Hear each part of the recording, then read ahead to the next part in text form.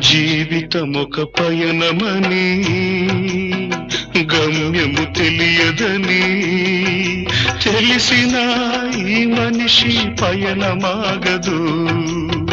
జననం ధర్మమని మరణం కర్మమని తెలిసిన జనన మరణ చక్రమాగదు. మరణం తథ్యమని ఏ జీవికి తప్పదని తెలిసిన ఈ మనిషి తపనాగదు.